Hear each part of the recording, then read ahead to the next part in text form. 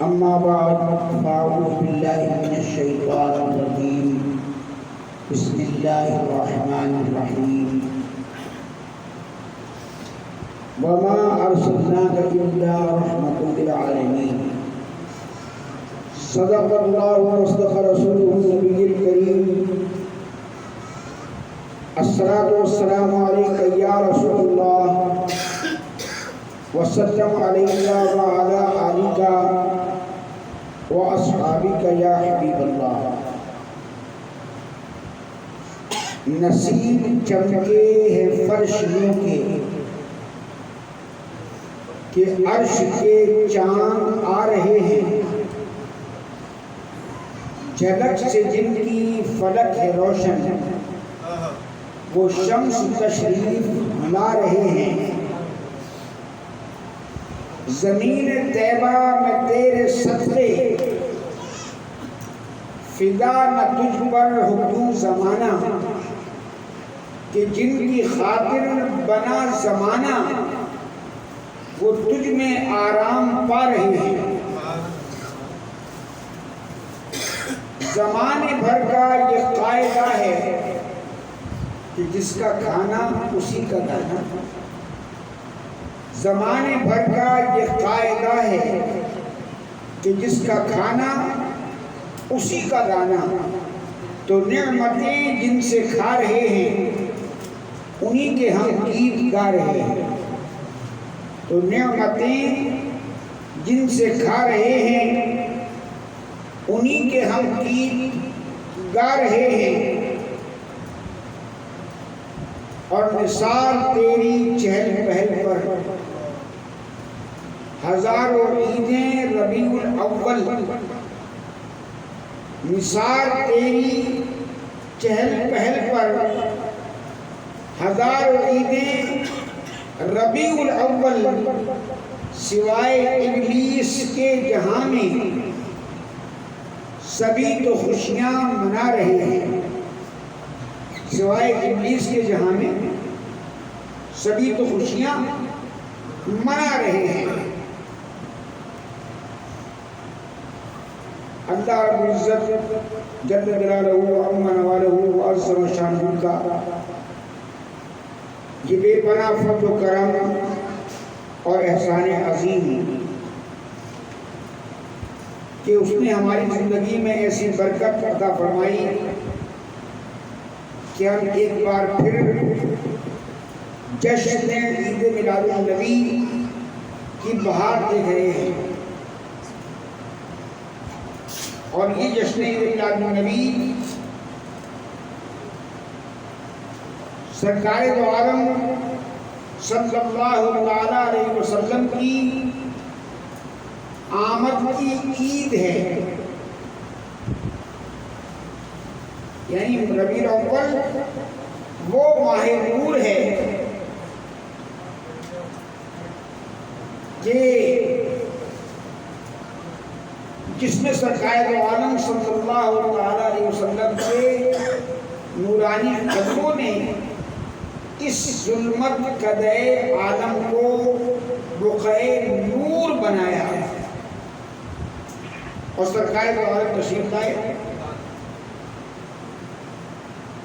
تو یہ ہماری بڑی خوش نصیبی ہے کہ اللہ تبارک و تعالیٰ نے ہمیں ایسے گھرانے میں پیدا کیا اور ایسے اساتذہ کی زیر تربیت رکھا اور ایسے مشائخ کی زیر صحبت رکھا کہ جنہوں نے عظمت مصطفیٰ کو ہمارے ایمان کا حصہ ہمیں بتایا، یعنی اس کے بغیر کوئی کتنی ہی نمازیں پڑھے، کوئی کتنے ہی روزے رکھے، کوئی کتنی تلاوت کرے، اگر عظمت رسالت اس کے دل میں نہیں ہے تو اس کا ایمان قابل قبول نہیں ہے، اس کا ایمان قابل قبول نہیں ہے۔ آپ یہ دیکھیں مفسر قرآن شیخ الحدیث حضرت علامہ مولانا غلام علی اکاڑوی صاحب رحمۃ اللہ تعالیٰ علیہ جو خطیب پاکستان حضرت علامہ مولانا محمد شفیع اکاڑوی رحمۃ اللہ علیہ کے استاد ہیں. آپ سے کسی نے پوچھا کہ حضرت یہ بد عقیدہ لوگ جو ہیں کیا خلفائے راشدین کے زمانے میں تھے؟ آپ نے کہا خلفائے راشدین نہیں بلکہ یہ تو آدم علیہ السلام کے زمانے سے ہیں، اور ان کا امام وہ ہے کہ اللہ تعالیٰ نے آدم علیہ السلام کے قلب میں روح ڈال کر سب فرشتوں کو حکم دیا کہ اسجدوا آدم کو سجدہ کرو، لیکن ان کے سب نے سجدہ کیا لیکن ان کے امام نے سجدہ نہیں کیا، اور اس کا نام ہے ابلیس. اس کا نام ہے ابلیس. اور اس کے ماننے والے آدمی کہتے دیکھا آپ نے کتنا پکا توحیدی تھا کہ لعنت کا توق گلے میں ڈالنا قبول کر لیا لیکن اللہ کے سوا کسی اور کو سجدہ نہیں کیا. مجھے ایک بات بتائیے، جن ملائکہ نے اللہ کے حکم پر آدم علیہ السلام کو سجدہ کیا، کیا وہ توحیدی نہیں تھے؟ کیا وہ توحید کو ماننے والے نہیں تھے؟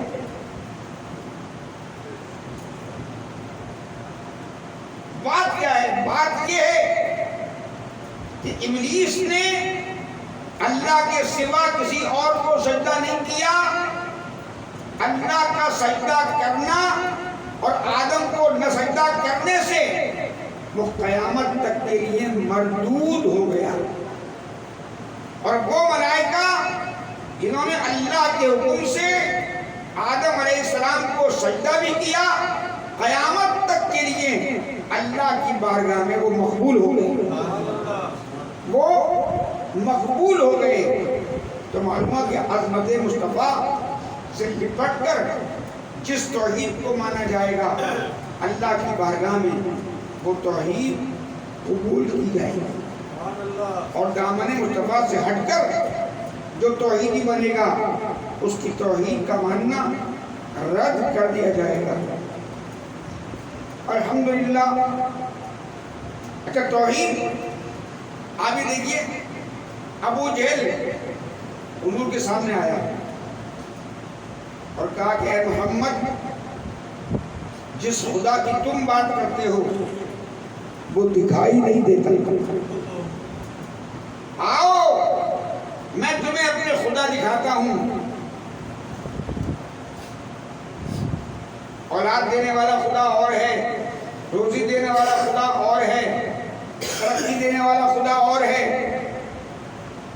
میرے آقا نے آسمان کی طرف نگاہ اٹھا کے دیکھا، مولا ابو جہل کہہ رہا ہے بت خانے چلو، میں جاؤں؟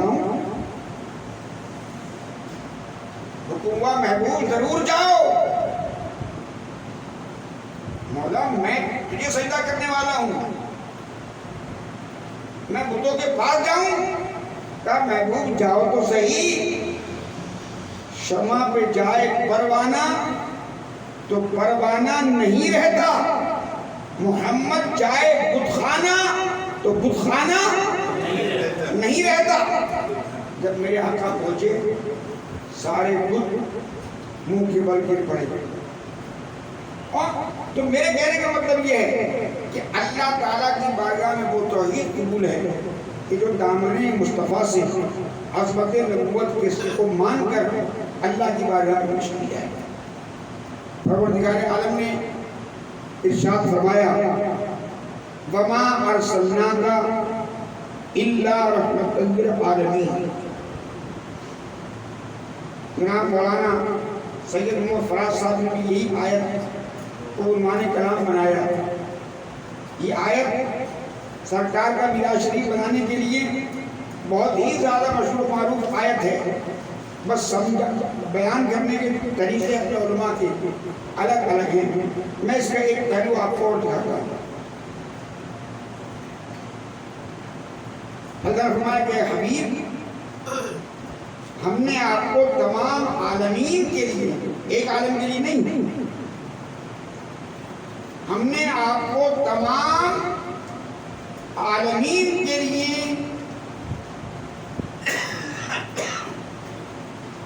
رحمت بنا کر بھیجا، تمام عالمین کے لیے رحمت بنا کر بھیجا، ایک عالم کے لیے نہیں۔ یعنی عالم 18,000 عالم ہیں، 18,000 عالم ہیں۔ ایک عالم کو عالم امر کہتے ہیں، یعنی جب کچھ نہیں تھا، سب آدم تھے، تو اللہ جو حکم سے سب وجود میں آئے، وہ ہے عالم امر۔ اور ایک عالم خلق ہے کہ جب اللہ نے بنا کر جسم کو دنیا میں بھیجا، ایک عالم امر ہے، ایک عالم خلق ہے، ایک عالم ارحام ہے، ایک عالم اجسام ہے، ایک عالم یسط قضا ہے، ایک عالم ینام ہے، ایک عالم قبر ہے، ایک عالم حشر ہے۔ ہر عالم کو رحمت کی ضرورت ہے، بغیر رحمت کے کسی کا وجود باقی نہیں رہ سکتا۔ ہر عالم کو رحمت کی ضرورت ہے، اور ہر عالم میں محمد مصطفیٰ کی رحمت ہے۔ اسی لیے تو اعلیٰ حضرت امام اہل سنت مجدد دین و ملت مولانا شاہ احمد رضا صاحب بریلوی رحمۃ اللہ تعالیٰ علیہ نے جو اپنا سلام پیش کیا سرکار کی بارگاہ میں، آج تک کوئی سلام جیسا سلام لکھ نہیں سکا۔ اعلیٰ حضرت نے کیا خوب کہا، فرمایا مصطفیٰ جان رحمت۔ ابھی سلام کی بات نہیں کریں، ابھی اتنی بات کریں، مصطفیٰ کون ہے؟ جان رحمت، وہ مصطفیٰ جو جان رحمت ہے۔ فرمائے اعلیٰ حضرت کہ اے آقا، ہر عالم کو رحمت کی ضرورت ہے۔ کائنات میں تمام مخلوقات کا وجود رحمت سے ہے، اور آپ کو اللہ نے اس رحمت کی جان بنایا، آپ کو اللہ نے اس رحمت کی جان بنایا۔ تو کیسی جان ہے میرے آقا؟ یہ ہے پہلو کہ ہم نے ہر عالم کے لیے آپ کو رحمت بنا کر دیا۔ حضور رحمت للعالمین ہے، آپ کا سارا وجود رحمت۔ اور اسی لیے اعلیٰ حضرت نے اپنے سلام میں حضور کے وجود ظاہرہ کی تعریف کی ہے۔ کئی ہاتھوں کی تعریف کی ہے، ہاتھ جس سے تو اٹھا غنی کر دیا۔ کئی زبان کی تعریف کی ہے، وہ زبان جس کو سب ان کی کنجی کہیں۔ کہیں بھووں کی تعریف کی ہے کہ جن کے ماتھے شفاعت کا چہرہ رہا، ان جبین سعادت پہ لاکھوں سلام۔ اور کئی حضور کی نگاہ کی تعریف کی۔ یہ تمام چیزیں رحمت ہیں۔ فرماتے ہیں اعلیٰ حضرت کہ جس طرف اٹھ گئی دم میں دم آ گیا۔ کیا کہا؟ جس طرف اٹھ گئی دم میں دم آ گیا۔ Enter waiting. Enter ops in play. جس طرف اٹھ گئی دم میں دم آ گیا۔ آپ دیکھیے کیسے دم آتا ہے۔ ایک اعرابی کہتے ہیں گاؤں والے کو، دیہاتی، وہ سرکار دو عالم کی خدمت میں حاضر ہوا اور عرض کی یا رسول اللہ، میں آپ پر ایمان لانا چاہتا ہوں۔ آپ فرمایا کہ دیر کی بات کی ہے، اب پہلے آپ اپنا مجھے کوئی معجزہ دکھائیں، میں آپ پر ایمان جاؤں گا۔ آقا نے فرمایا کہ کیا دیکھنا چاہتے ہو؟ اس کی سمجھ میں کچھ اور بات نہیں آئی۔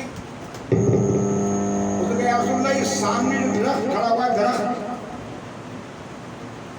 اس درخت کو اپنے پاس بلا لیا۔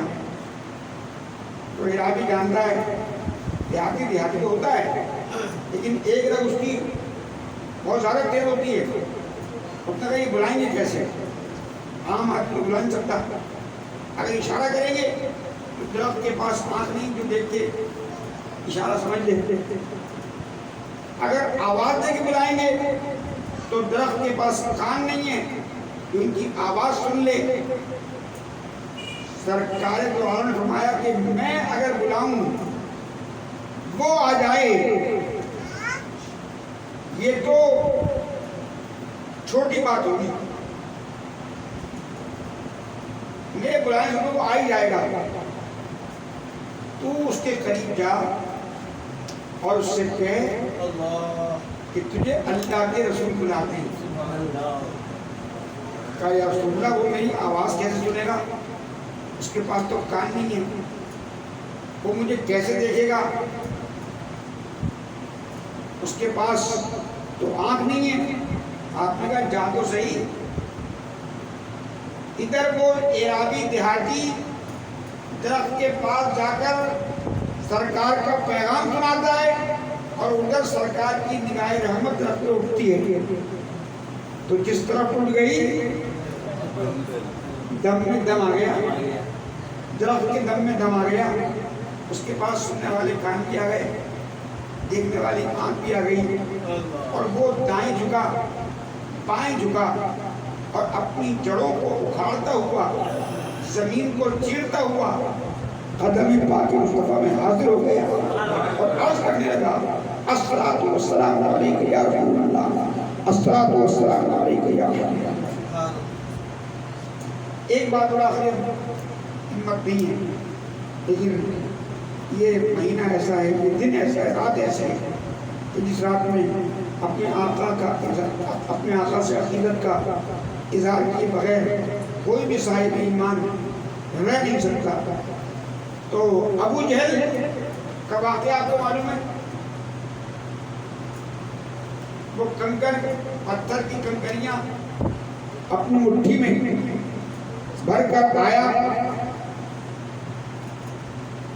اور سرکار سے عرض کرنے لگا کہ اے محمد صلی اللہ علیہ وسلم,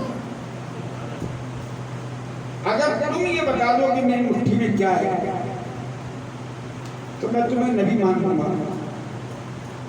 آپ نے کہا تیری مٹھی میں کیا ہے؟ یہ تو ایک جادوگر بھی بتا دے گا. تو کیا وہ نبی بن جائے گا؟ تیری مٹھی میں کیا ہے؟ یہ تو ایک کاہن بھی بتا دے گا. تو کیا وہ نبی کہلائے گا؟ تیری مٹھی میں کیا ہے؟ وہ تو عیسائیوں کا پادری بھی کوئی بتا دے گا. تو کیا وہ نبی کہلائے گا؟ ارے یہ کمال نہیں ہے کہ میں محمد تیری مٹھی میں کیا ہے یہ بتاؤں. کمال تو یہ ہے جو تیری مٹھی میں تیرے قبضے میں ہے وہ میری شان بتائے کہ میں کون ہوں. کمال تو یہ ہے. ابو جہل کے عقل نے دل میں کہا کہ ایسا تو ہو ہی نہیں سکتا, ایسا تو ہو ہی نہیں سکتا. اس لیے کنکریوں کے پاس نہ کان ہے نہ آنکھ ہے.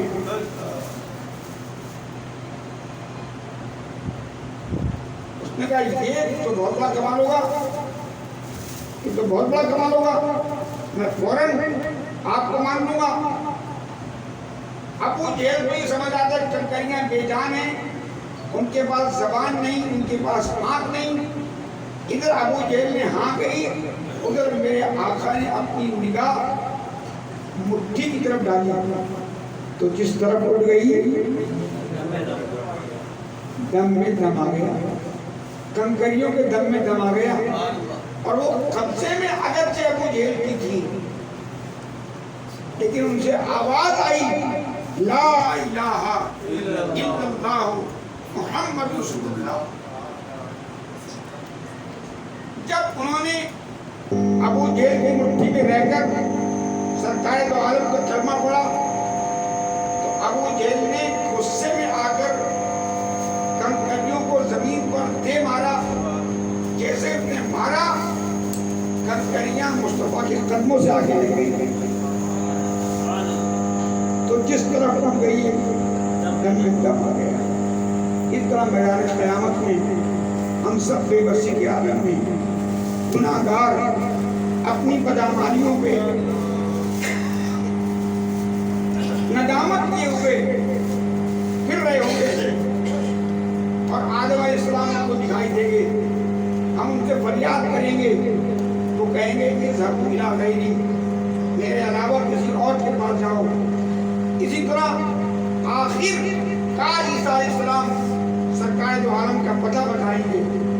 हम बेसरो सामान घबराए हुए बेबसी के आलम में अपने आका में हाजिर होंगे और जब आका हमारी बदहाली को देखेंगे तो आप नहीं फरमाएंगे कि ज़बू इला गैरी, मेरे अलावा कहीं और जाओ। आप फरमाएंगे अना लहा, अना लहा, आओ मैं तुम्हारे लिए हूँ, मैं तुम्हारे लिए हूँ। तो उस बेकसी और बेबसी के आलम में जब सरकार दो आलम अपनी निगाह करम हम पर डालेंगे तो यही मंजर होगा कि जिस तरफ उठ गई दम में दम आ गया। वमा अरसलनाका इल्ला रहमतुल लिल आलमीन व आखिरु दअवाना अनिल हम्दुलिल्लाहि रब्बिल आलमीन। Thank you for watching.